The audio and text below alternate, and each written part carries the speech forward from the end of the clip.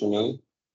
In today's session, we will be looking at an introduction to operating system module. We've been looking at computer technology from two perspectives, from the hardware, and now we're transitioning into the software bit.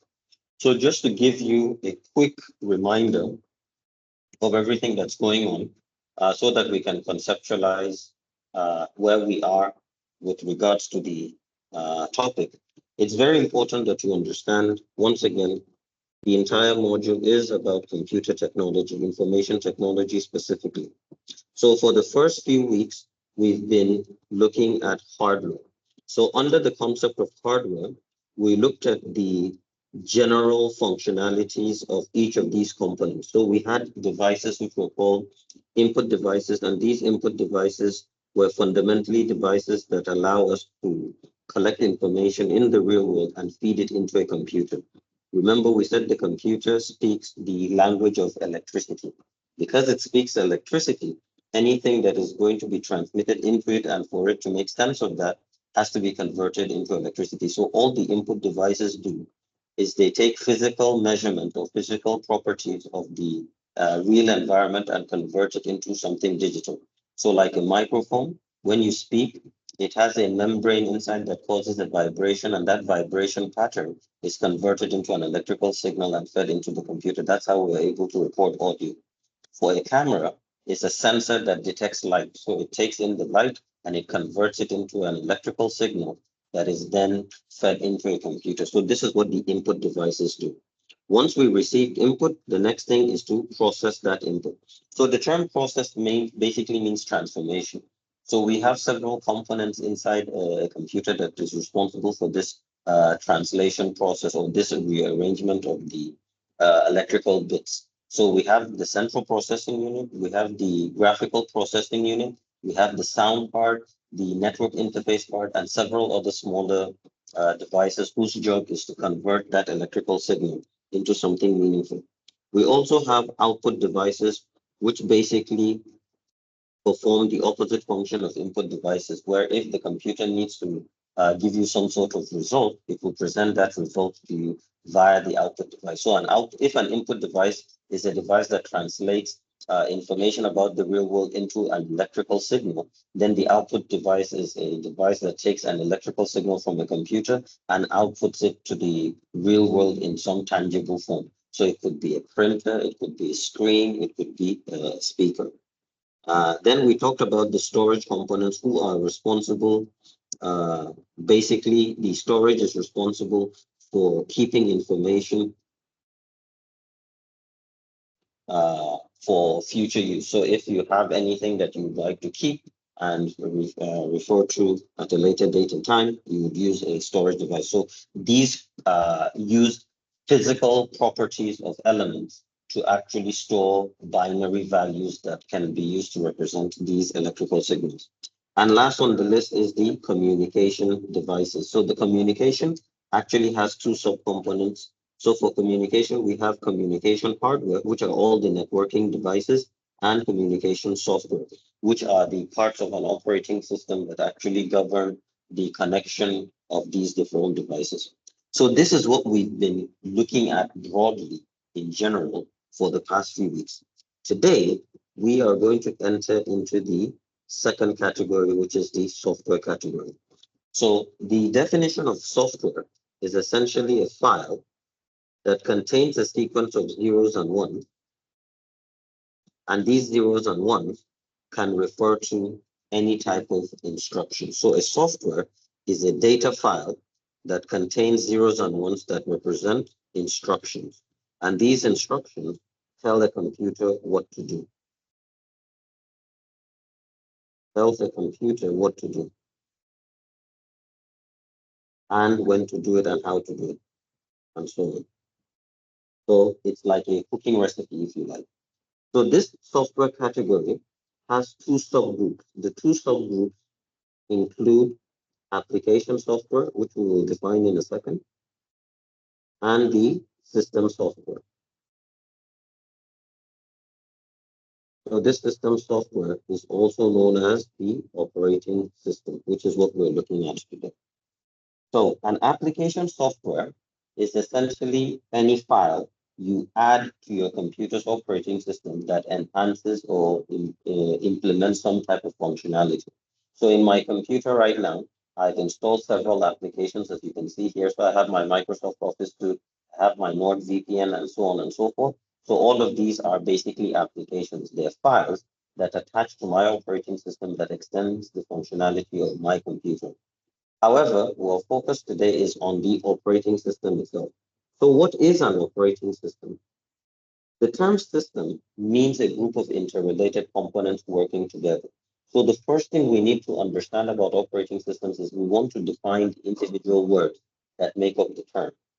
The O stands for operate, and to operate means to control, to have influence over an object. So what is the operating system operating on? The operating system operates on the hardware of the computer. And to operate something means to control.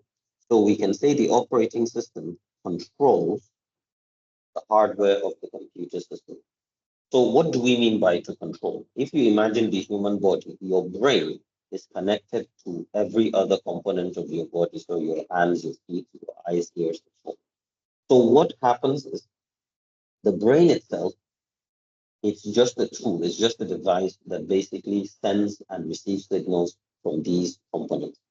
In our example here, our processor, the CPU, is like our brain. It's what receives the signal and what transmits the signal. So what about the operating system? Our operating system is the knowledge that operates on the CPU. So in other words, our brain, although is responsible for directly controlling all the different parts of our body, it is our consciousness or our knowledge that makes the brain to act. In other words, you are who you are not because of your brain, but what is contained in your brain, which includes your consciousness and the knowledge and the information you have, which governs how you operate. It is what helps you decide what you want to do. So in reality, the CPU controls every component of the computer system. But what makes the CPU act is the operating system. And what is the operating system? It is a file that contains instructions that the CPU executes. Now, I'm going to spend a bit of time on this particular concept because, quite frankly, it's a little confusing at first.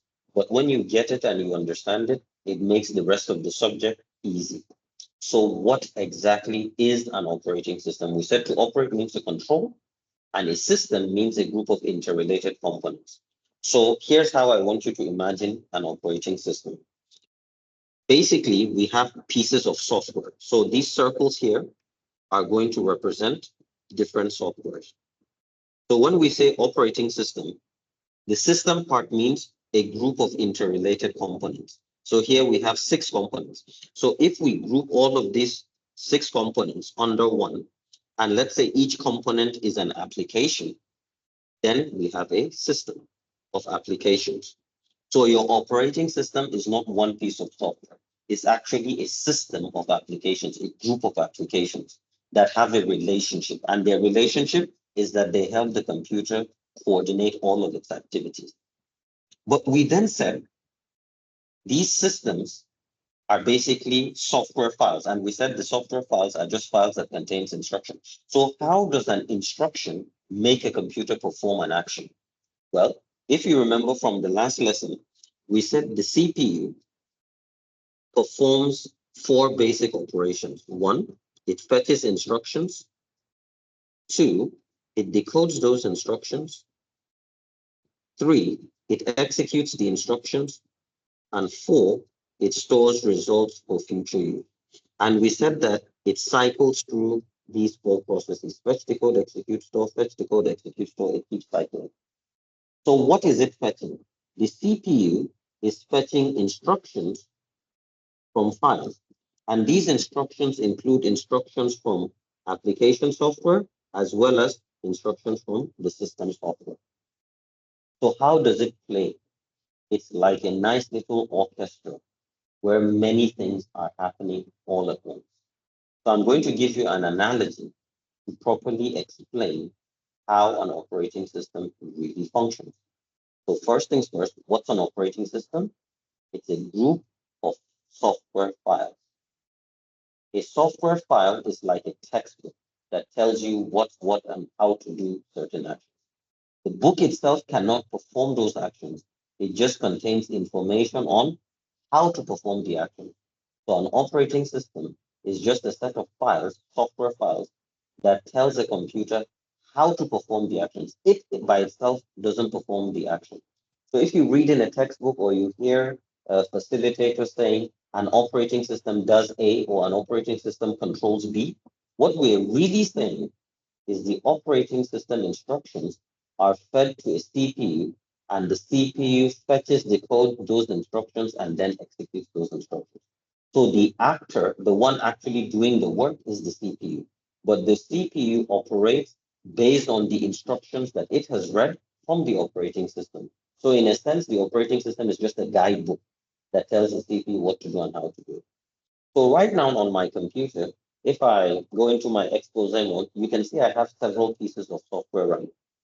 In the background, I have my operating system, which is the Mac OS. And in the foreground, you can see I have my web browser with the attendance.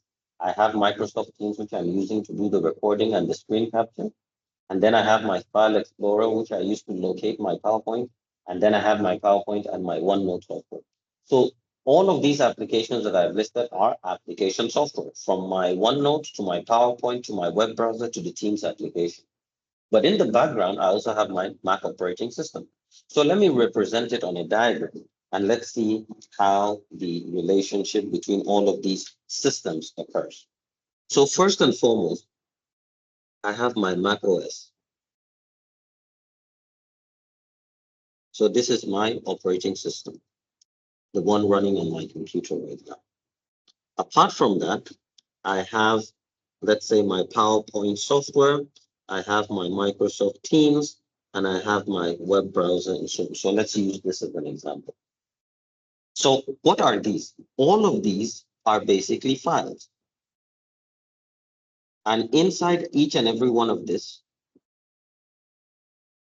is a set of zeros and ones. So all of them are made up of files, each one a set of zeros and ones. And inside these files, we have instructions. So first thing we want to understand about our operating system is it's made up of multiple files, hundreds, sometimes hundreds of thousands of files. Each of these files is responsible for a particular function. So each file here is responsible for a different function. So for example, if I want to display something on the screen, like you're seeing the interface of this application, the interface of the OneNote application on my screen, there's a part of the operating system that tells the CPU how to draw images on the screen. So we call that part of the operating system the user interface. Now, on my computer right now, there are multiple programs running. So we are multi-programming or multitasking. So there's a part of the operating system that is called the process control manager that is responsible for doing the multitasking activities, which basically means knowing which programs are open, what resources they require, and how to manage it, like creating a timetable. For every program here that is also open, it needs some space in my memory. So there's a part of the operating system called the memory manager that manages that aspect of the operations. Now, coming back to this, when we said the CPU is responsible for controlling all of these actions, what is actually happening? What do we mean? Well, we mean the CPU operates along with memory. So here, let us draw a block to represent our memory. So this is our RAM. So we have our CPU and RAM. The CPU is the brains of the operation. The RAM is the space which we use to store things that we're currently working on. So the way it works is when I turn on my computer, the very first thing that happens is my operating system, in this case, Mac operating system, is loaded onto memory. When it is loaded onto memory, it occupies a certain amount of space in memory. So I'm going to shrink this, and it's going to be permanently located in memory. So it's always in memory. So what happens is I'll be reading the files in the Mac operating system to govern my operation and my behavior. Then the rest of these programs also will have a particular location in memory which they are allocated. So to make everything make sense, let me do it this way. I'm going to make a duplicate of all of this and then resize it. There we go. And load it into memory. Oops. So I want you to just imagine all of this is shoved into memory. So each one has its own space. Now, while that's also going on, the CPU also has its attention on certain functions. So this green box is going to describe what the CPU is doing right now at this second. So once space has been allocated, what happens is the CPU will pay attention to the Mac operating system. In other words, it will read the instructions, fetch, decode, execute, store of the Mac operating system. So the Mac operating system software will tell the CPU what it's supposed to be doing.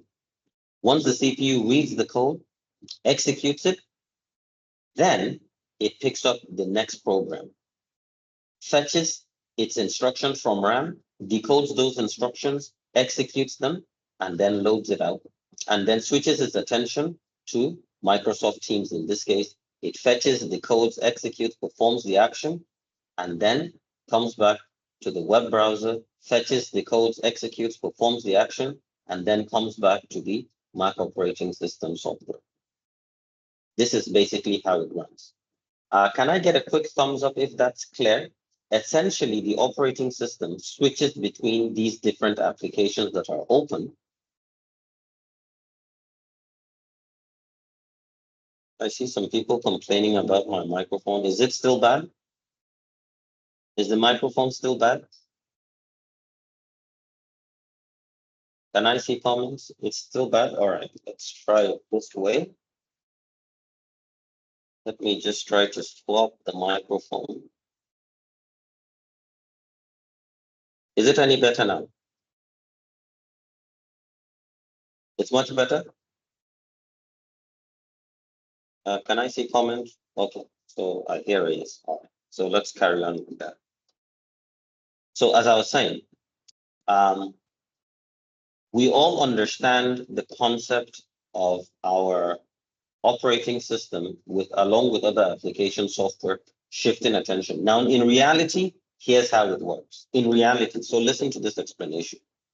When you turn on your computer, the first thing that happens is the operating system is loaded onto memory, and that's the first piece that gets attention. We fetch, decode, execute those instructions to tell us what we're supposed to be doing. Once that happens, then we pick up the next piece of software. Which of these three softwares are we going to pick? The operating system will tell us in our schedule. So we will pick up the first one. Once we fetch, decode, and execute its instructions, what happens next is we then again load the operating system. It tells us what to do next. We offload it, then we load the next program. We finish with the next program, one instruction, come back, reload the operating system again, and so on and so forth.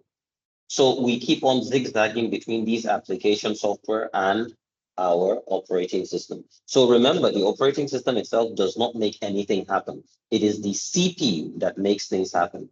But the CPU reads the instructions in the operating system to tell it what to do. In other words, it tells it how to operate. So to give you a very simple example, I want you to imagine our computer is a restaurant.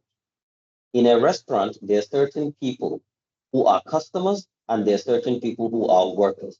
The workers are part of the restaurant, whereas the customers are users or visitors to the restaurant. So let me show you this example in diagram form. So here, we're going to draw a computer. So what we're saying is, in the computer, we have things like the CPU, the input devices, the output devices, and so on. These are the components that make up the computer. Whereas here, let's draw a house. And this house, we're going to say, is basically our restaurant. So in our restaurants, we have things like the cook, we have the waiters, etc. So these are equivalents. So how does the restaurant operate? The restaurant operates by saying, having a list of rules and regulations. So one of those rules can be, one, operating hours. So these operating hours will be defined. Maybe the restaurant opens at 8 a.m. and closes at 6 p.m., for example. So this is a description of when we open. Then the restaurant can have a menu. So this menu is basically a description of functions, what I can do for you as a customer if you come, the functions that I can execute, what kind of food I can make. This is the same thing that the CPU and the operating system also does. In order to operate, for example, to turn on, that's the operating hours here, can be defined as how to turn on. So we know if we hit the power button of our computer, it provides power to the system and the system boots up and then it begins operating. So how is the sequence of that booting up process is going to be defined by the operating system. What should the computer do after it finishes booting up? That's going to be defined by the operating system. If I want to open multiple applications, how do I do that? That's going to be defined by the operating system. How do I accept input? That's going to be defined by the operating system.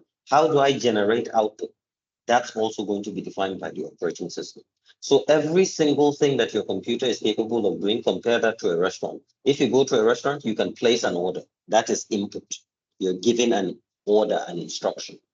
Then when your input is received by the restaurant, somebody has to read it, decode it, and then perform the action. So your operating system, or rather in the restaurant operating system, there's a mechanism that helps gets that instruction into the kitchen.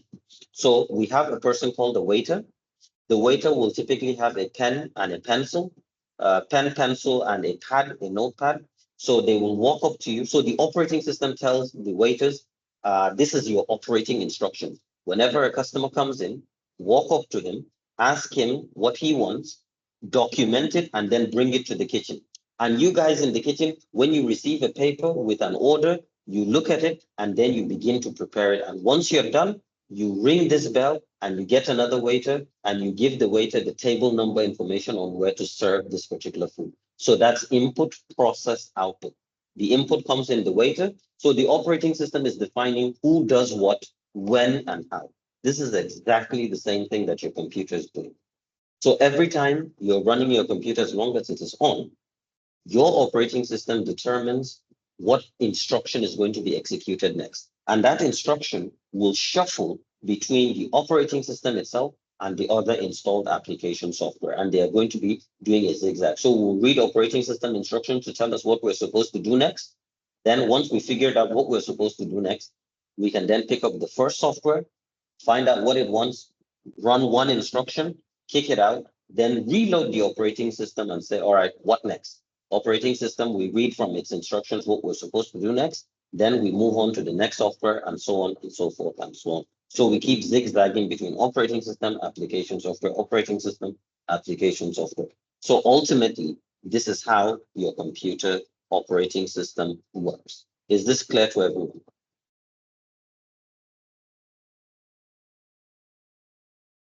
Can I get a quick thumbs up? If there are questions, I'll scroll through in a minute to address. Can I get a quick thumbs up? That's clear for everyone. So the operating system is not an actor. It is just a file that contains instructions that the CPU reads and performs it. So here we have a few people debating between the Microsoft operating system and Windows. Yes, Windows is the name of the operating system. Microsoft is the parent company. So yeah, all right. So just a couple of examples of these operating systems. So let's go back into the main concept. So what is an operating system? It's a file that consists of a bunch of programs. So it's a bunch of programs, literally hundreds of thousands of programs, each responsible for a particular function. So it's a set of software that controls and coordinates all the actions of a computer, specifically the computer hardware. That is what the operating system is. So what are the fundamental functions of an operating system?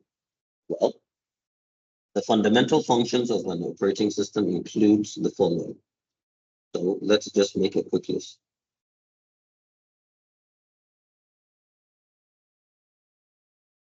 So all operating systems, no matter how simple or complicated, will perform the following function.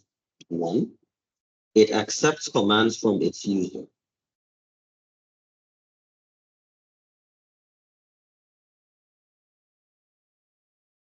From the user and from the user software.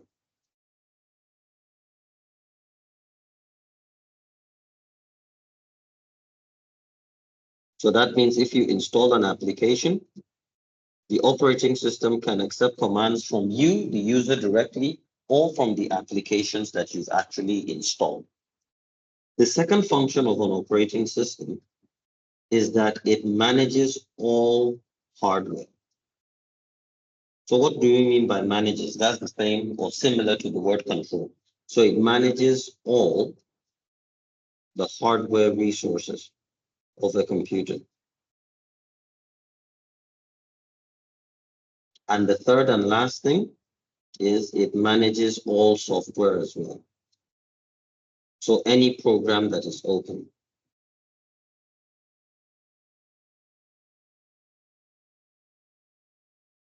So all the software you install and you run will be managed by this operating system. So this, to some degree, you need to at least memorize or be familiar with, be very familiar with.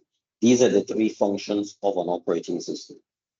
Now, because we said the operating system is made up of multiple files, many programs, we also have a description of the components of an operating system.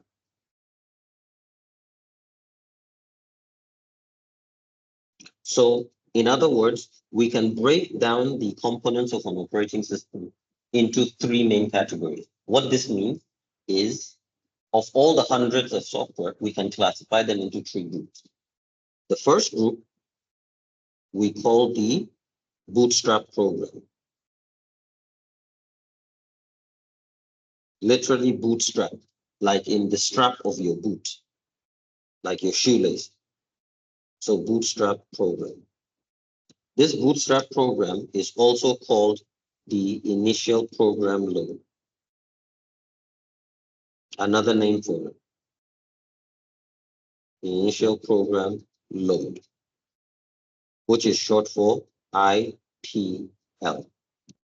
So the bootstrap program and the initial program load is one category of software in the operating system. The second category is what we call the memory resident. So the term resident means always on memory. So another name for this part is called the kernel. So the word kernel is a term given to seeds. So if I went online, for example, here, and I search for the word kernel, or let's say seed kernel, this is what you see. You would see the image of a type of typically a fruit seed. So here we have that of a mango, and in the center of the mango, you basically have its seed, its kernel. So you can see when you open up the seed, inside the seed, the heart of the seed is the kernel. So the kernel of a seed is the part that actually begins to germinate and it begins to grow to form the tree. The rest of the thing outside of the fruit, for example, here, is just what helps the kernel to move around. So, plants, they make sweet fruit so that animals can eat those fruits, travel with them in a short distance, and then drop them. After the actual fruit, the fleshy part of the fruit, is typically the bribe or the payment an animal gets for eating the fruit and helping transport the seed to a short distance away.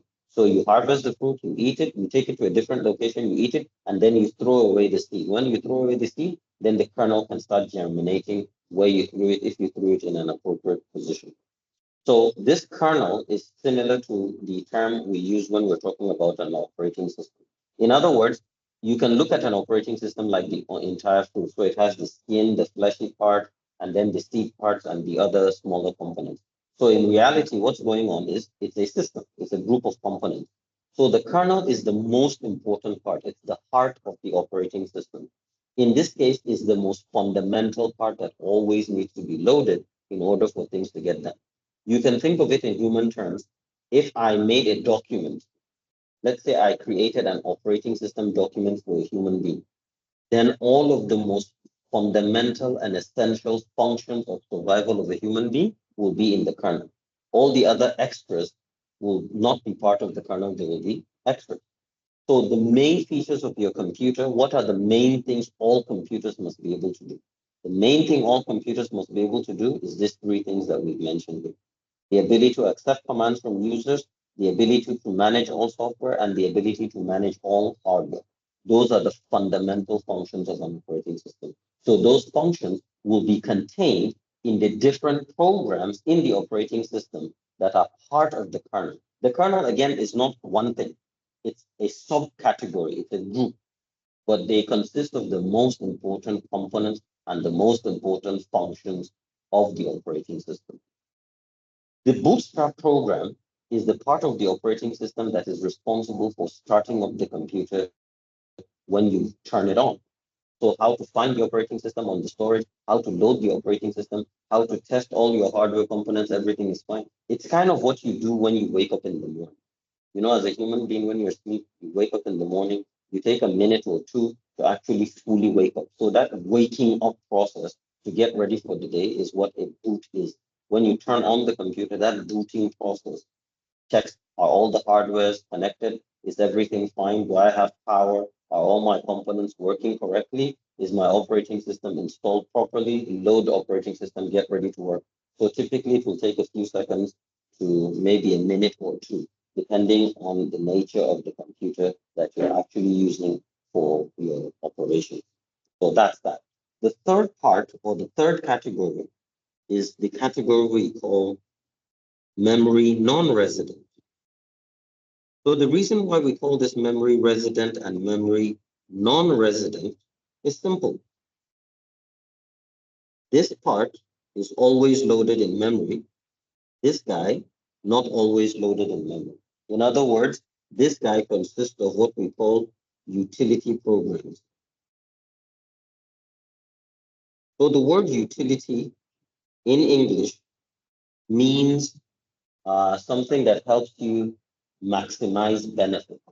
To utilize means to maximize benefit. I'll give you an example. If I have a car, let's say my computer was a car. What will be the fundamental functions of a car? The fundamental function of a car is to take you from point A to point B, transportation. What is the fundamental function of a computer? The fundamental function of a computer is to transform input into output or to execute instructions. So for a car, it's transportation. For a computer, is information processing.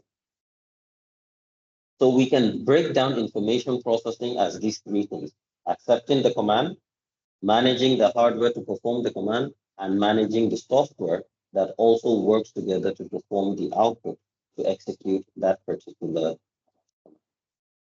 Then for a car, the primary functions will be to accept command. That's how we know whether to drive left or right, accelerate or brake.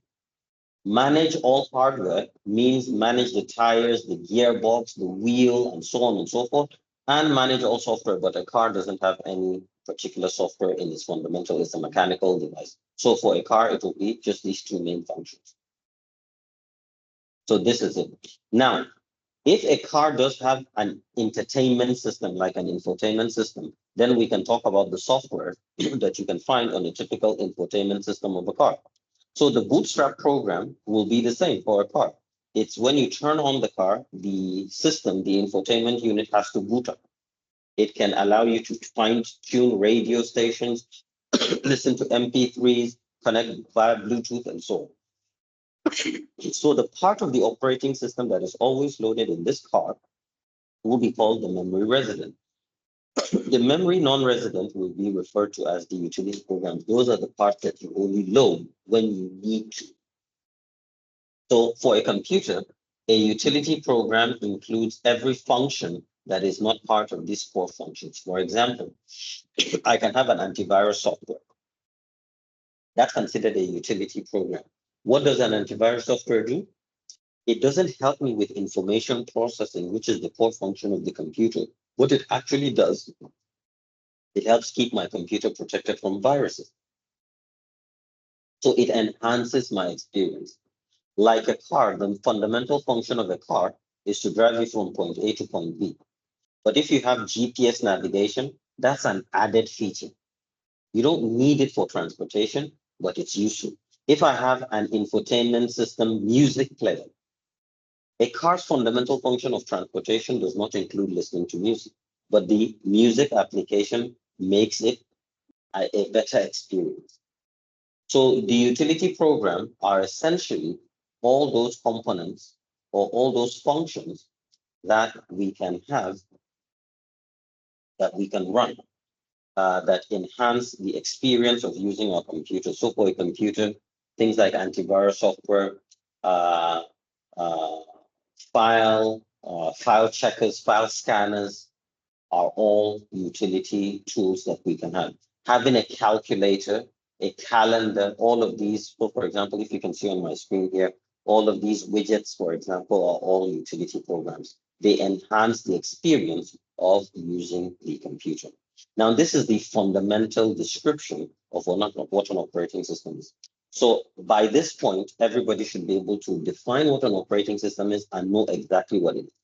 It's a set of files that controls and coordinates all of the hardware of the computer. It basically controls the entire computer. It is made up of three categories of software. The bootstrap, which is responsible for loading the operating system at startup. The memory resident, which is the kernel or the heart, the most important functions of the operating system are here, and they're always loaded in memory. So once your computer is on, these programs are always running in the background. They control things like process control management, memory management, network management, data transmission management, all of the essential functions that a computer can perform, which includes this list of fundamental functions, accepting commands, managing hardware, and managing software. So all of this will be part of the memory resident. Then you have a set of category of software of the operating system called the memory non-resident, or otherwise known as the utility program, which are programs that, although yes, still important, but they're only loaded on a need-to-use basis. So can I get a quick thumbs up if everybody's clear on what we have been talking about?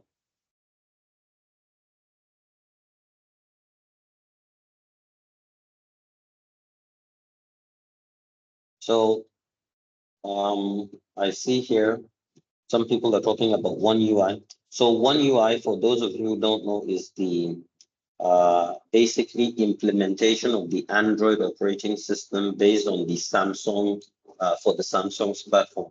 So like the guy here mentioned, it's a little more than a skin. I think you can make the argument that it's a skin. It's a little bit more than that, but yeah, fundamentally it's just a customization of basically the Android operating system with a few custom software from the Samsung company to implement into their device to control and coordinate the activities of the device. So I have a question here that says, why is Linux considered secure? I mean, if it's an open source, shouldn't it be less secure? All right, this is a good question.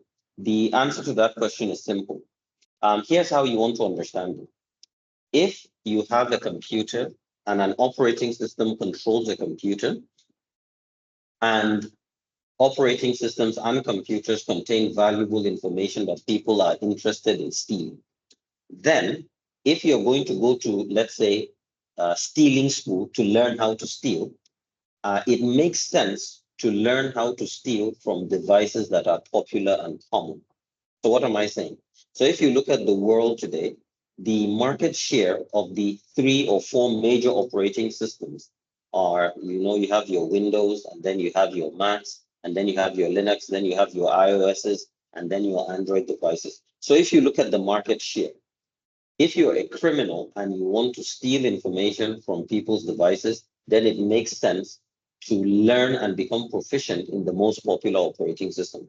So that is the reason why the most popular operating systems often have the most vulnerabilities and the most bugs that are exploited.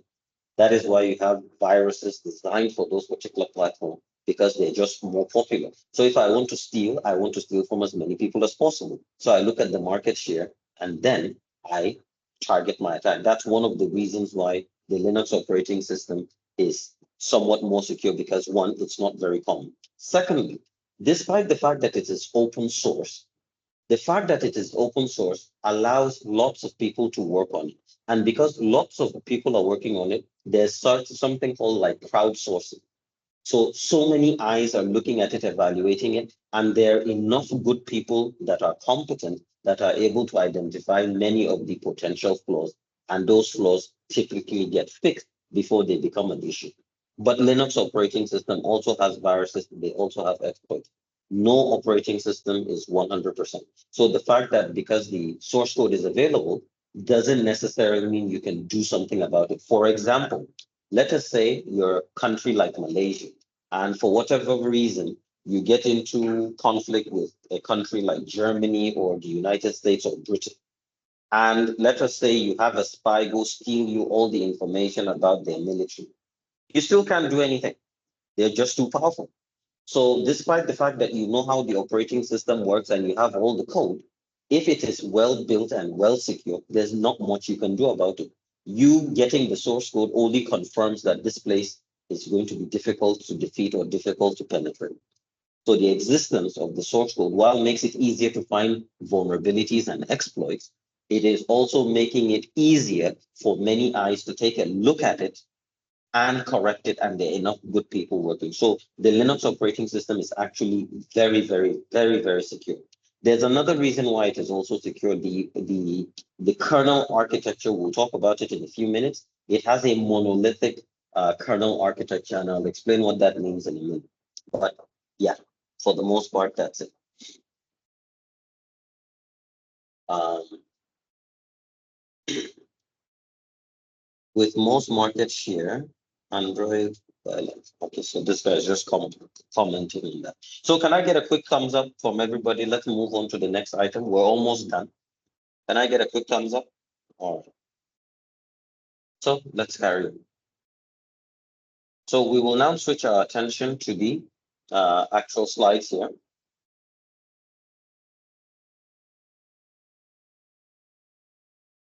So let's look at theoretically what we need to address.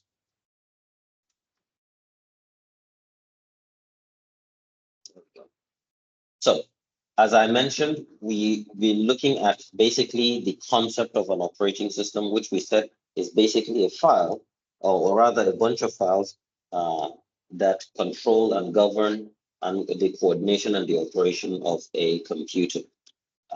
We also want to look at the different services and facilities that are provided by an operating system. In other words, what functions does an operating system provide for a typical user? We want to look at the organization of operating systems and finally look at the different types. So let's go through it. At the end, you should be able to define an operating system, which by this point, you should already. It's a set of software that controls the operation, all the activities of a computer, basically the operations of the computer. Explain how an operating system functions and its requirements. So how does it actually work?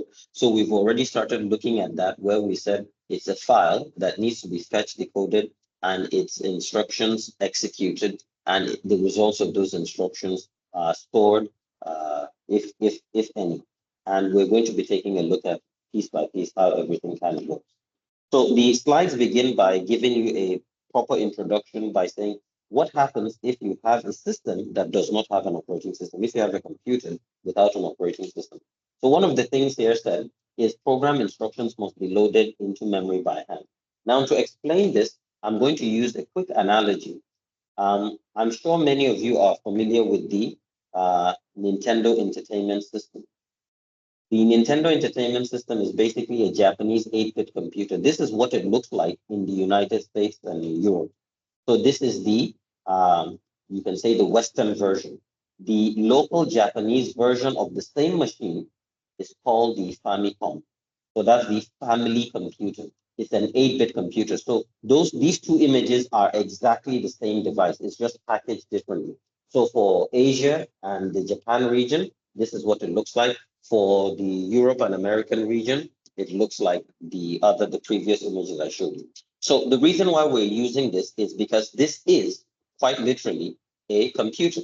It's called the family computer. It's an 8-bit computer. So what we're going to do is we're going to explain the functions or the lack of functions of an operating system that we lose if we don't have an operating system. So the first point here says programs must be loaded into memory by hand. What does this mean? This computer, when you turn it on, it doesn't do anything. Why? Because it doesn't have an operating system. You need to have something called a cartridge. You can see here in this second image, there is a cartridge that has been loaded onto the system. So this cartridge contains the software that runs. So this particular software is a particular game. So similar to your PlayStations that uses disks, but your PlayStations have an operating system, but the disk contains the application that you would like to run. So once upon a time, computers also used to be like this. If you had Microsoft Word and you wanted to run it, you have to go and find the cartridge or the disk or the cardboard pinout for that particular program and then load it into the program. So early computers used to have this thing called a punch card. So let me show you what it looks like. So punch card for computers. So this is what programs used to look like on computers once upon a time. So here you can see, let me see if I can find a nice image. There we go. So in this nice image, you can see this guy has a bunch of punch cards. So the punch cards are basically binary codes, zeros and ones, that are representing instructions of the computer. So this stack of punch cards can be one program.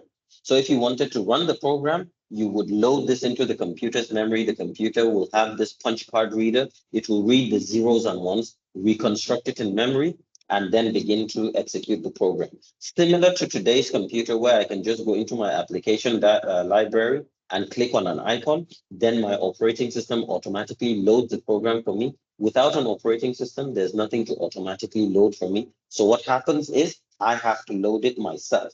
And to load it myself literally means finding a way to pass that instruction into the computer directly. So typically that used to be done using either punch cards or cassette tapes, magnetic tapes. So let me show you the cassette tapes. So cassette tapes used to be used for computer storage of programs. We also used to have the floppy disks. So the floppy disk looked like this. So all of these, they were all magnetic technology that contains the zeros and ones that make up the actual program.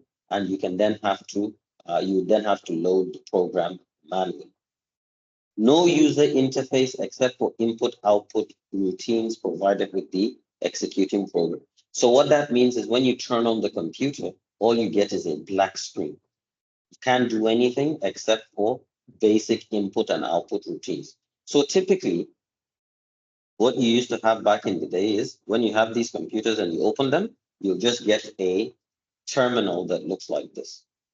Let me maximize this for full effect. So you basically just get an interface that is just a cursor and it's blinking. So it's waiting for you to type a command. It's waiting for you to literally type a command. And it can deal with these basic input-output routines. You can tell it load file, load program, execute this program, whatever, but everything has to be manually done, literally. The system is idle when waiting for user input. Because you don't have an operating system, there's nothing to tell the computer what to do or what to do next. So anytime you turn it on, it'll just remain completely idle. It will just be static. It's waiting for an input or an output call. No facility to store, retrieve, or manipulate files. You don't, in other words, have a file manager that you can use to explore the files in your computer and load things, delete things, order things, and so on. So here you're seeing my operating system has this thing called the file manager. So my file manager has a list of all these files that I can actually take a look for and so on. So here, for example, I have files that I've downloaded. So I have movies, I have pictures, and so on. Now, there isn't anything that I can do or access without an operating system. So for example, here, the operating system allows me to see a file here. So here, for example, I have this iOS file and it contains a movie. So if I go in, it's basically a movie that I can load and I can watch. And this is a movie called The Secret of Nim. So I can actually load. So what this file, what this facility allows me to do is to manipulate files. So what you just saw right now is me manipulating the file. It was part of a collection of an iOS file. So I had, sorry, ISO file. So basically a disk. So I had to open it. And after opening it, it loaded. And then I went into the folders and then I can see the different chapters of the DVD essentially. So it's allowing me to manipulate set files. No ability to control peripheral devices. Without an operating system, anything I connect to my computer cannot be registered or recognized because there's no operating system to register or recognize it. So if I put an input device, a keyboard and mouse, it's not going to do anything because there's no operating system to interpret how to deal with this. Lastly, can only run one program at a time. So like I showed you right now, my computer is multitasking. It's running quite a bit of software. So what happens is without the operating system, you cannot manage multiple software and have a schedule to load and offload, load and offload. So if you see what I've been doing, here I can jump from my PowerPoint to my OneNote. So the attention of my computer is now on my OneNote. I can then jump to my web browser. From my web browser, I can jump to my Microsoft Teams. From my Microsoft Teams, I can then jump back to my web browser and so on without any issue. So my operating system allows me to multitask and switch from one function to another, and in essence, run multiple programs at a time. Without an operating system, that function cannot be implemented. It doesn't get done. So here's the relationship between a user and an operating system. And this is a very, very important diagram, probably the most important diagram for this particular topic. So I'm just going to quickly redraw this diagram in a way that will help you make a little more sense of what's going on.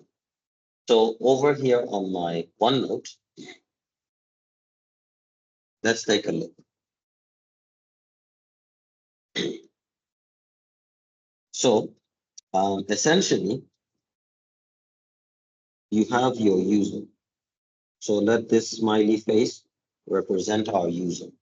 So our user, at the end of the day, wants to perform an action on our computer. So our computer is fundamentally a piece of hardware. So we're going to draw a representation of the computer. But the physical computer, remember, is just hardware. It's a bunch of components, input, process, output devices, and so on. So in order for me to send an instruction to this computer, there are multiple layers. So here's how it works. I have this thing called the operating system, which is essentially a set of files that tells the computer how to operate. So everything inside this box is controlled by my operating system. However, as a human being, if I want to communicate with my operating system, I will have to communicate with my operating system via something called a user interface. Also known as just basically a UI. Then remember also, I have application software that I have installed on my computer. So these application software also need to communicate with the operating system, but they communicate with the operating system using something called an application program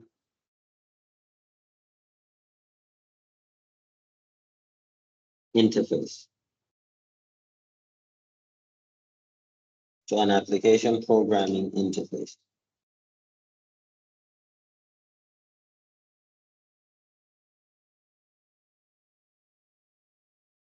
So what do these terms mean? Also remember that the user, me, when I'm interacting with the applications that I've installed, I also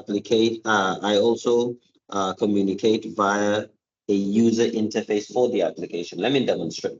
Here I have PowerPoint, right? Everything you're seeing here is the PowerPoint interface. So when I talk to PowerPoint, the PowerPoint needs to talk to the operating system, and then the computer performs the action. If I go to my web browser, this is my web browser's interface. So each application has its own interface, which is what is represented here. And the operating system has its own interface, which is what is represented as part of my desktop. You can see my desktop here. I can right click, I can left click, I can go into my application drawer and so on.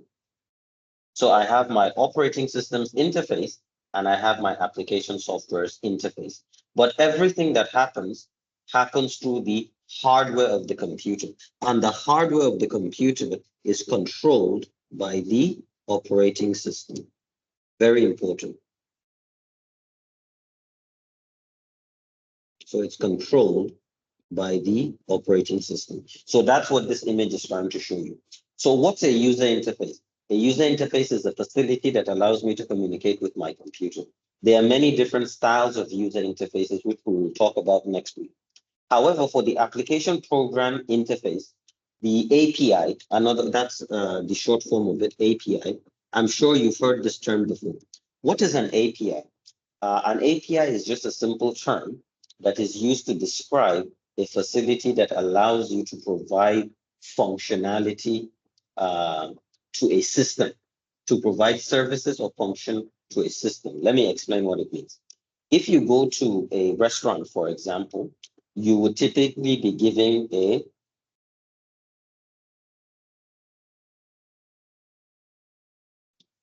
so let's look at a restaurant menu. This is what a restaurant menu could look like. So you would have, not to make anybody hungry, but you will have a list of items with their prices. So what this menu represents is a list of services or a list of functions that this restaurant can deliver for you. So if you take a look at this diagram, the operating system is the guy that does all the work. The operating system together with the computer hardware are a system that performs all the work in the restaurant that is the computer. If you are an application or a user and you wanted this computer to perform an action for you, it has to be an action that can be performed by the computer. In other words, it has to be on the menu. If it's not on the menu, it means the restaurant can't make it. Can you imagine going to, let's say, you go to something like a McDonald's, which is a fast food restaurant, and they serve burgers and fries, and you ask them to basically make you a dish or some food that is not on the menu. You ask them to maybe give you a whole fried chicken, something like that, which I don't think they have. But you get the idea. If it's not on the menu, it's not a service that you can request for. So as part of an operating system's security feature, it has a list of things or functions it can execute on behalf of an application program. So that list of functions that it can perform is what we call the application program interface. It's a list of functionalities that can be made available to an application program installed on the computer. If it's not on the list, then we are not going to perform it for the application concern. So that is what the API is basically. So that's that with regards to this. So let's carry on. So next on the slides, we have a proper definition of the term operating system. It says a collection, meaning more than one, of computer programs. Computer program, software, application all mean the same thing, that integrate the hardware resources of the computer and make those hardware resources available to a user and the user's program in a way that allows the users access to the computer in a productive, timely, and efficient manner.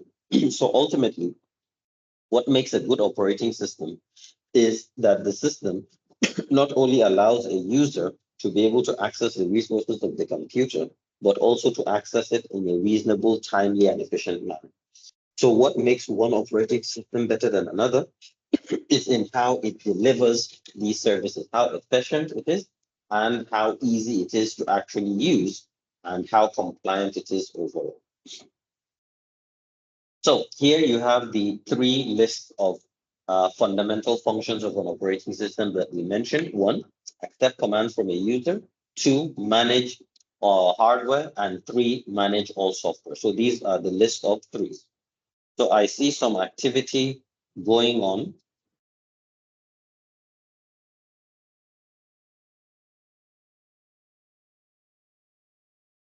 Was there a disruption in the service? Can you all hear me and see my screen? Okay. Okay, so I'm guessing the stream disappeared just a few minutes ago. So all I was showing was basically this, right? We're just looking at the definition of a computer, basically the definition of an operating system, and the three fundamental functions which we've already mentioned here: accept commands from the user, manage all hardware, and manage all software. So everybody good? Can I get a quick thumbs up? We can proceed. All right. So let's go on. So looking at the next sequence, one of the functions that an operating system enables is what we call concurrent operations. Very important concept. Concurrent in English simply means multiple things at once. So it's a term that we use to define or to describe when multiple things are occurring on a system. So concurrent operations can happen on a computer through multitasking, which is also multi-programming, or through multiprocessing. Now, there's a subtle difference between these two. So let's explore those differences. The concept of multitasking in a computer, a task can be defined as a program. That's why it's also called multi-programming. So what you see here on screen is I have several programs running. I have my web browser, my PowerPoint, my Teams, and so on. I am technically multitasking. So to multitask simply means to have multiple programs open at the same time, and you can jump from one program, you can jump to another program and to another program, no trouble. That's multitasking. Very simple. A situation where I have more than one program open and I can jump between these programs at my discretion. Multiprocessing, on the other hand, is a situation where I am running two or more things at exactly the same time. Similar to multitasking, I have open multiple programs and I can jump between these programs one at a time. Multiprocessing, I have two or more programs open and I am processing two or more at exactly the same time. So for me to be able to multitask, I must have a multiprocessor environment, which means I need to have a processor with more than, I need to have a computer with more than one processor. So for example, my current Mac has it's a 10 CPU, it's a 10 core CPU, which means it has 10 processing cores, which means physically it can run 10 instructions at exactly the same time. And each instruction can come from a different application. So multitasking and multiprocessing sound similar, but they're actually very different. The concept of multitasking means just having multiple programs open at the same time and switching between the two. I can have a single core system, a computer with just one processor, and I can multitask. How? It can jump from one program to another. It will just switch. It will be switching its attention. It's only doing one thing at a time, but it can switch at any point in time from one thing to another, from one thing to another. So I am multitasking. But really, I'm only doing one thing at a time, but I can shuffle between different things. Whereas multiprocessing means while one thing is going on, another thing is also going on at exactly the same time, which is only possible with two or more CPU cores. So I hope that's clear to everyone. So that's concurrent operation. Any questions so far?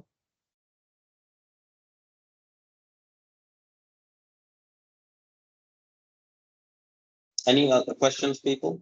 All right. Next thing is here we have a quick list of additional services provided by an operating system. So many of these additional services will fall under the memory non-resident part of the operating system that we mentioned, the utility program section. Not all of these are part of utility programs, but many of them.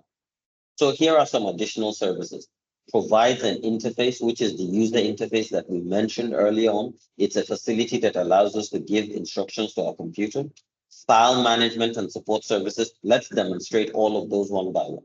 So the interface I've already shown you, all applications have the interface. Here's my web browser's interface, which means if I want to do anything related to web browsing, here's my menu, and I can use this menu to select any function that I actually want to execute, no problem. That's for the user interface. That's this first option here. File management and support services. Now, if you remember from the diagram I showed here, I said the operating system is able to provide an application program interface that allows applications to access some functions of the operating system. So let me show you an example. Here I have PowerPoint, and remember, PowerPoint is a Microsoft application. I have it installed on my Mac operating system. So let's say I wanted to save this file on my computer's hard drive. I can go into the file and I can go to save as.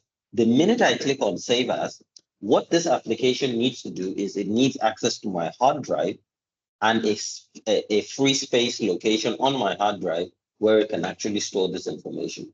But my hard drive is controlled by my operating system. So this Microsoft PowerPoint application can't just directly access my hard drive. The Mac operating system won't let it because the operating system, my Mac operating system, is responsible for controlling and coordinating all the hardware of my computer. So no application can have a direct access to my uh, hard drive. So what happens when I say save as? A window pops up. So this window that you're seeing that just popped up is not part of Microsoft PowerPoint. It's actually a service that my operating system is providing for Microsoft PowerPoint.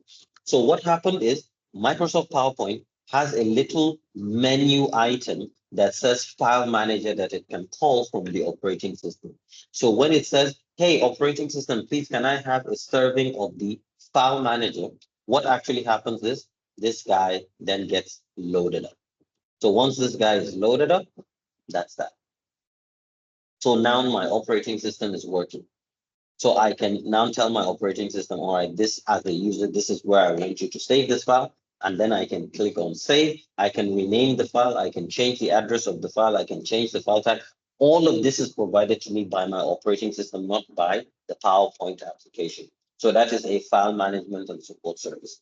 Same thing, if I go to my web browser, I want to upload a file, for example. So if I click on open file, again, I have this window, which is part of my operating system. It's not part of the brain.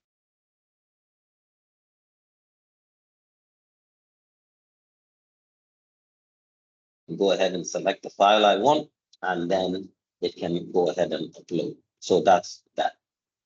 Input output services. Anytime I want to perform input and output, the operating system can also help me with that. So for example, if I'm running PowerPoint, remember this is Microsoft PowerPoint.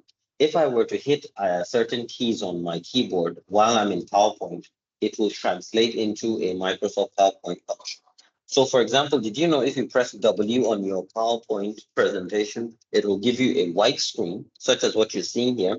And if I press B on the keyboard, it will give me a black screen. If I press the forward arrow, it will take me to the next slide. If I press back, it will take me to the previous slide. So all of this is possible through the input output support services. So any input output device that I have can be connected to the actual application, and the application will respond to the operating system will provide the service to the application to take control of these input devices or to use the input or the output that is coming from these devices. a means of starting up the computer, which is basically the initial program load that we mentioned, or the bootstrap program. So an additional service an operating system provides is it allows you to boot up the computer. That's basically what this is saying. Next, handles all interrupt processing. So the term interrupt is a very complicated and important term. An interrupt is a signal that is sent by any device or software that is running on a computer if it wants attention from the CPU. Simply put, think of it this way. If I wanted to have a human being respond to me, I can engage that human being by engaging one of their five senses. If so the five senses include sight, sound, smell, taste, and touch. So if I'm sitting next to somebody and I wanted to get their attention, I can pat them, I can touch them. So what happens when I touch them is their skin will send a signal, an electromagnetic signal, to the brain, and the brain will inform me that, hey, somebody is touching you, they probably want your attention. So I can then turn around and then I can interact with that particular person. So essentially, this is what we mean by an interrupt. It's a signal that gets attention of the CPU. If I'm looking at somebody, they can wave to me. So that wave is a signal that is interrupting me trying to get my attention. If I'm not facing the person and I'm not close to the person might shout out my name, or they might shout out, excuse me, please. And when I hear them, I can interpret that excuse me, please sound signal as an interrupt, and I can turn around and say, what's going on? So they can have my attention. So all of these programs currently running on my computer, if they need my attention, let's say I'm downloading a file on my web browser and the file is completed, the download is complete, it might play a little chime. It might play a little small music to get my attention. So that would be considered an interrupt. So when a computer is actually running, there will be multiple interrupts being received.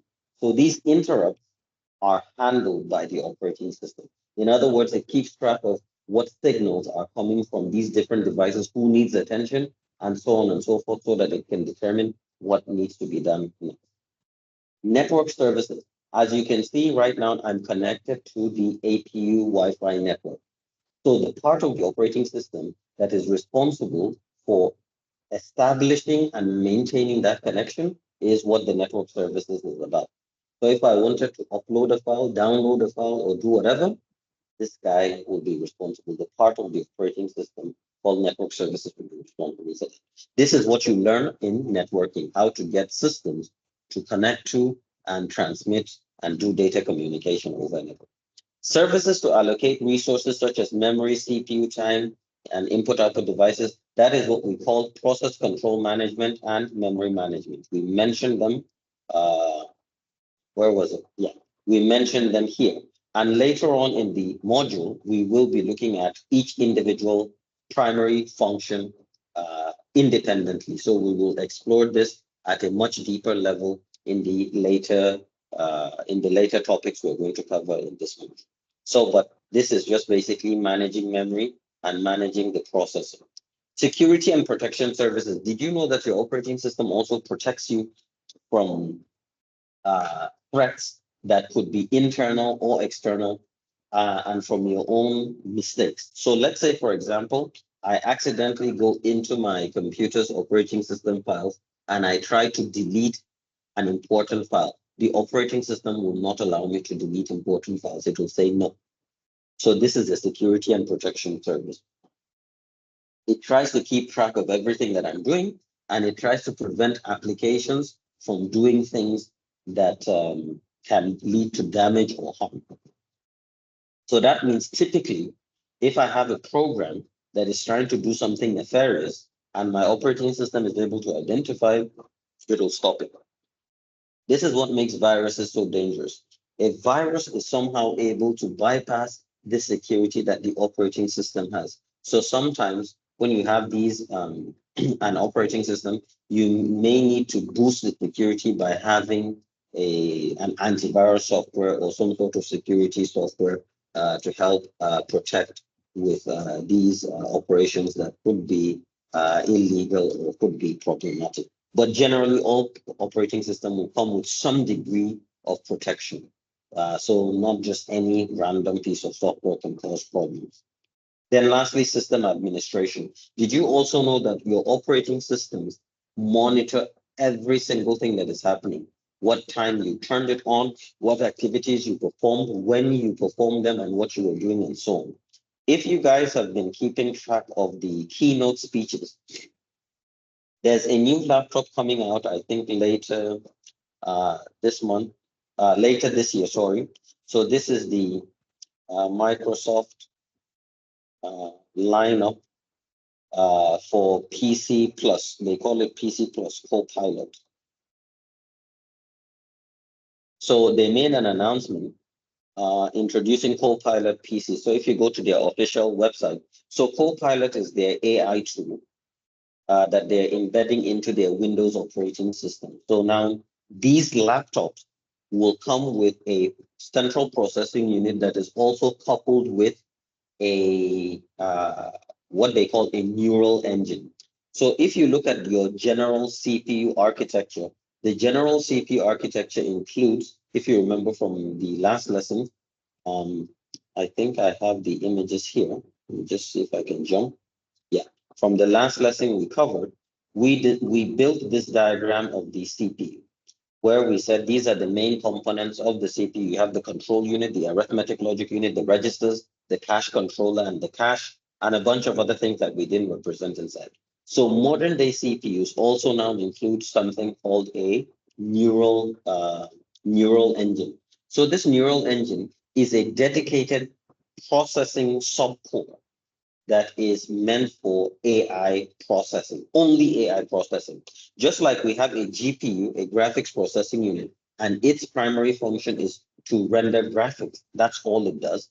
So if the CPU can do graphics processing, but the GPU does it more efficiently. So anytime there's anything to render on the screen, the CPU doesn't do it. It says, I have this friend called the GPU that can perform that action for me.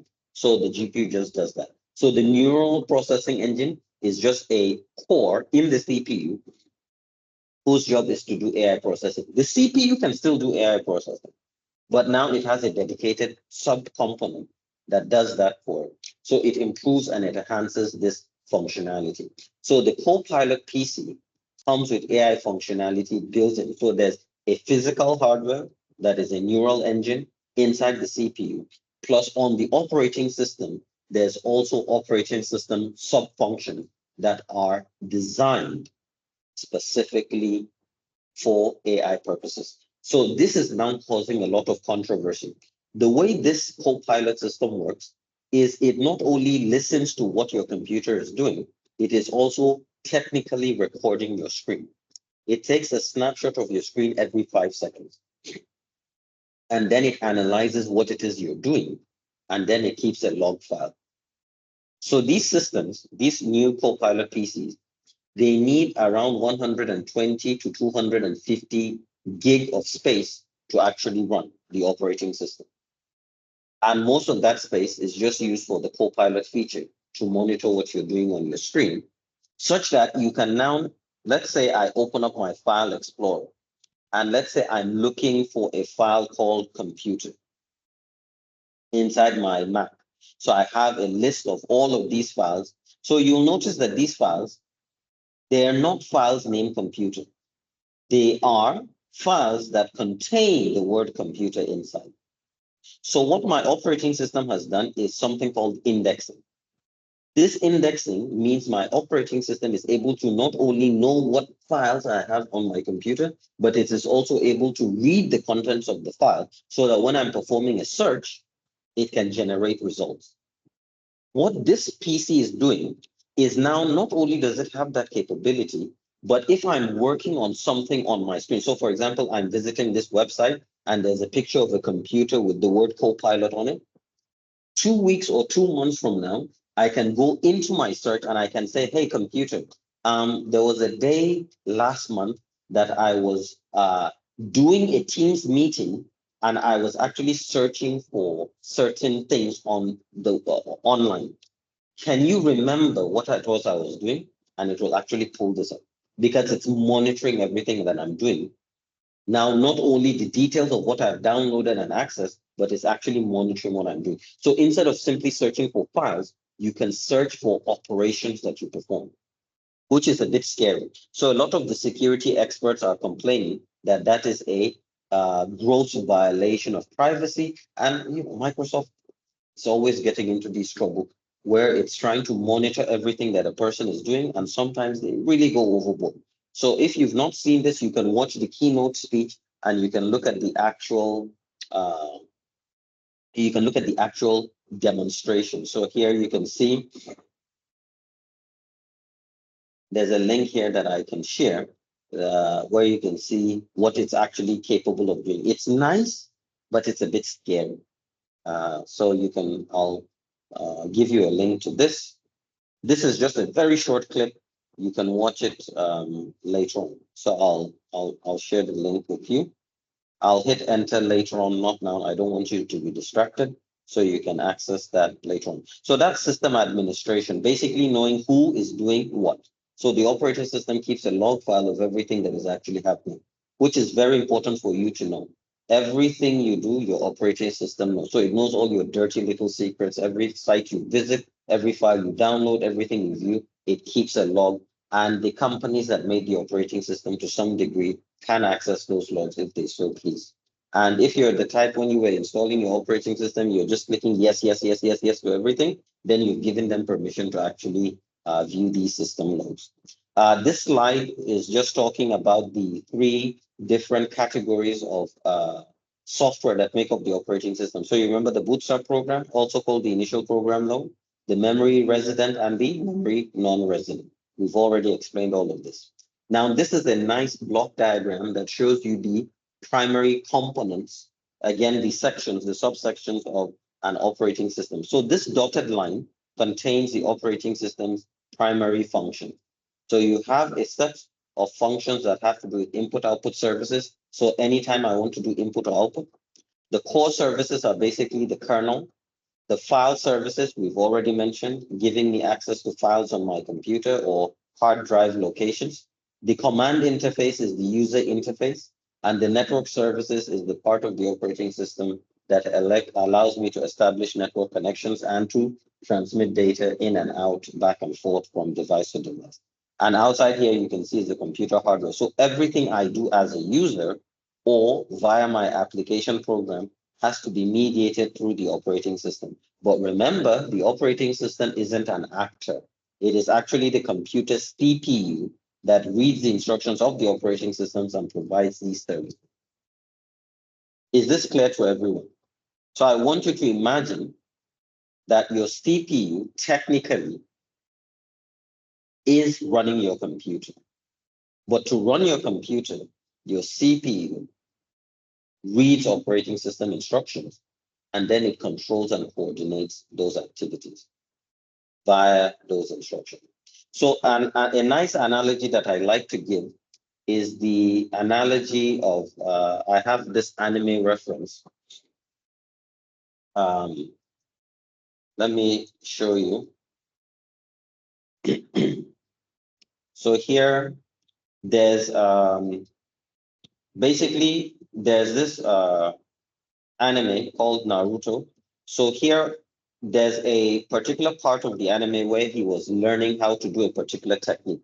So to do this technique is like a whirlwind in his hand, it's like a tornado. So he has to control his energy such that the tornado in his hand is spinning in multiple directions. So most people that do this, they do it with one hand, but it's very difficult to do it with one hand. And this kid, Naruto, is a bit, for lack of a better word, he's stupid. He's not very bright. So because he isn't very bright, he has this technique where he can actually clone himself and he can have two copies of himself. So what he decided to do when the training was just so difficult, he couldn't do it. Then he figured, since I can make a clone of myself, why don't I make two clones? One is controlling one movement and the other clone is controlling the other movement. And this is what you're seeing in this image. So in a way, this is also what your CPU is doing. one clone of the CPU. It's still one person, mind you. You don't have to have a multi CPU system to do this. It's still one person. It's still one CPU. So one CPU is handling all operating system functions, while the same CPU, a clone of it, is handling all application programs. So when we said here, when we were looking at our diagrams here, and I was saying to you, the Mac operating system gets the attention of the CPU, then after that, the PowerPoint, then after that, another program, and so on. What you want to imagine is it's still one CPU, but that CPU has basically a clone that embodies everything operating system function. So anytime it comes in, it does operating system function. And then when we switch our attention to another program, another clone of the CPU performs an application function. So each of these applications will be like connected to a clone of the CPU. So we just switch from one to the other, switch from one to the other. So it's one CPU, but the one CPU acts like the different applications that are running, and each application gets an attention and control of the CPU to execute what it needs to do, and so on. So I don't know if that made it simpler or made it more confusing. At least I did my best to try and explain it to you. So hopefully that makes sense. Moving on. Last thing we're going to be looking at is the categories of operating these operating systems. So you can see here we have single user, single tasking. These are obsolete now. The last we had, I think, was the iPhone 3. So the previous iOS versions used to be for single user. Single user just means the operating system is designed for one person to use. Single tasking means you can only do one thing at a time. If you switch from one application to another, the previous application will shut down. So most of our phones today are single user, but multitasking. So single user multitasking, most mobile phones. Our laptops and our desktops are typically, because you can create a user, so they are multi-user multitasking. And then you have mainframes. What's a mainframe? A mainframe is typically just a powerful computer that is basically in a cabinet. So if you Google up mainframe, what you see is you'll see these cabinet configurations. And inside these cabinets, so for example, in this image here, you can see this lady is actually configuring a cabinet. So each slab you see in here is technically a server. It's an individual computer. So a mainframe is the cabinet that consists of multiple computers that are designed to provide a service to a large organization or a network. So companies like YouTube, Google search, Facebook, Instagram, TikTok will have mainframes running these services. So the mainframes are basically bundles of several dozen computers inside a cabinet that leverages all their power to deliver a service to multiple users, in most cases, millions of users all around the world. So that's what a mainframe is. A network server can also be implemented in this mainframe architecture. So a network server is simply a computer that serves as a network service provider. So the network servers are basically server computers that are designed or installed typically in an organizational setting, where it allows different computers to connect to these servers to provide some sort of function. So in APU, for example, we have our print server. So anywhere on campus you go, any of the lab computers, you can actually send a print job, and the print job will send it to the print server. And I think the print server is located on, I don't know if it's on 4th floor or someplace. I think it's on 4th floor somewhere. There's an office called the printing room. So you can go, you can print from anywhere you want, and then you can go to that particular location and then, pay for the print and have it printed out. So I don't know if that office still exists, but that's what it is. Then you have what we call a distributed system. A distributed system is just an operating system which has been designed to run on multiple devices and make these devices operate as one. So you see companies like Google, they have products like Google Search, they have products like YouTube. Since many people are going to be accessing these services from different countries in the world, we cannot just have one server servicing the entire world. One server is only able to deal with a few hundred clients. So because we're dealing with millions of clients, what we need to now have is on each of these servers, they must have an operating system that operates as one single unit.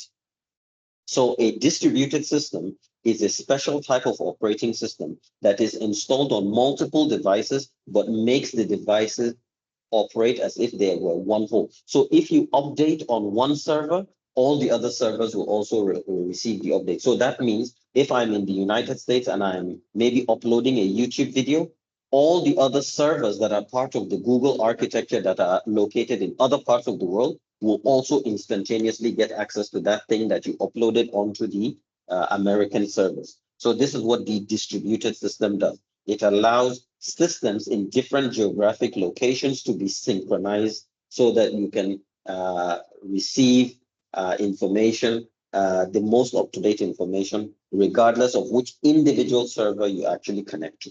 Since anytime I connect to a server, I'm supposed to get the service. Think of it this way. McDonald's is an American company, and all over the world, they have franchises everywhere.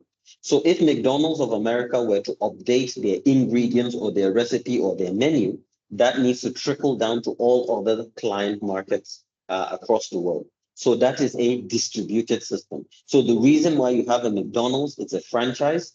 A franchise is literally a distributed system. Same thing with the computer console. I have multiple servers in different parts of the world. If I send data to one and I update something, it will reflect across all the others automatically without me manually doing anything. Real-time systems. A real-time system is a system whose correctness of function is time dependent. These are operating systems that require operations to be carried out in a very short amount of time. What do I mean? I want you to imagine an ATM machine. So let's say you go to an ATM machine and you're trying to make a transaction. And in this transaction, let's say you have 5,000 ringgit in your account and you try to withdraw 4,000 ringgit. The system is supposed to immediately update your credit balance. You have 5,000, you withdrew 4,000, now you have the remaining balances 1,000 ringgit. But if this system was to delay, let's say there's a 5-minute delay. So you put in your card, you withdraw 4,000 ringgit, but it takes about 5 minutes for the system to be updated. That means by the time you retrieve this 4,000 ringgit, you can reinsert your card and withdraw another 4,000 ringgit because the system takes 5 minutes to update. So if the banking ATM application works that way, it wouldn't be good and it wouldn't be functional for the bank. So the banks will need a real-time operating system. So it's a type of operating system whose function is very, very time restricted. If you can't do something instantaneously, it will not allow you to do it. In other words, the way this operating, and banks, ATMs, actually, most of them use Windows XP, a version of Windows XP. So the way it has been designed is, if you make a transaction, let's say you've checked your balance is 5,000 and you put in a request to make a withdrawal of 4,000 ringgit. What happens is the ATM machine will count the 4,000 ringgit and then send a request to your bank to deduct that 4,000 ringgit from your account balance. So it will count. You can even hear the machine counting the money, and it will seclude the money, but it won't give you the money just yet. It will then transmit to the bank. The bank will receive, all right, we've updated the account, then send the ATM back a signal. Yes, we've updated. You can now give the guy the cash. So only then will it release the money. If something happens across, maybe there's a delay and an update is not received instantaneously, it will just reverse the entire transaction. So it won't do a partial transaction. It will do a complete transaction. And if any part of the complete transaction fails, it will reverse and undo everything. So this is how a real-time system works. So the classification of real-time operating systems are operating systems whose function is very time dependent. And then you have operating system for mobile devices, which are your iOSs and your Androids. And then you have this thing called embedded systems. So what is an embedded system? If you Google the term embedded system, what you will see are images that may not immediately make sense to you. Typically, you'll see chips, and on these chips will be specialized software. So what an embedded system is, it's basically an operating system on a single chip. So in a computer or in electrical devices, you will have many chips. So let me show you the embedded systems of the, let's say, Super Nintendo Entertainment System. They have this embedded chip called the Super FX chip. So let's look at the Super FX chip. So this Super FX chip is a chip that has a little operating system inside that can make the Nintendo, the Super Nintendo. Let me just show you an image of the Super Nintendo for context. It's basically the modern family com system. The first one I showed you was the family com of the 1980s. This is the next version. So the previous one I showed you, which is this guy, this is the one for 1985. It's an 8-bit computer. This is the next model. It's a 16-bit computer, but basically the same concept. This is a 16-bit computer. So in this computer, the cartridges, the software had this embedded system. This chip is an embedded system and it allowed for 3D graphics on a very limited computer. So one of the 3D graphics here, the first ever that we got, we used to have a game called Star Fox, a very lovely game for the SNES. So I'm just going to show you what it looks like. So this is way back in the, so you can see, if you can see my screen clearly, what you're actually seeing is essentially the gameplay of a 16-bit computer system that was only made possible with that chip. So that chip, what it was doing is was allowing a regular 16-bit computer render 3D graphics, which is just incredible. The typical system will not be able to do a rendition of this 3D graphics. So this Super FX chip that you can see here is an embedded system. So what's an embedded system? It's basically a system on a chip, an operating system that is designed to run on a chip. It's a small, it's not a full-fledged large operating system. It's a small operating system, a very small. So cars have these embedded chips. In fact, the chip that controls your airbag release is also an embedded chip. So it's important to know. Embedded chip simply means operating system on a single chip. And you can find it in many different devices. So last thing we'll be talking about today is the degree of interactivity as well as the, hold on. These are all mentioned.